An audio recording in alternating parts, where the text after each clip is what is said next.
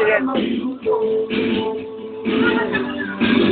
Bigyan nyo naman kahit konting pansin ang aming awitin, puno ng lambing. Kahit karat lang at panggurin, nawa ay pagpapalala. Sabi mo, Mami, Merry Christmas.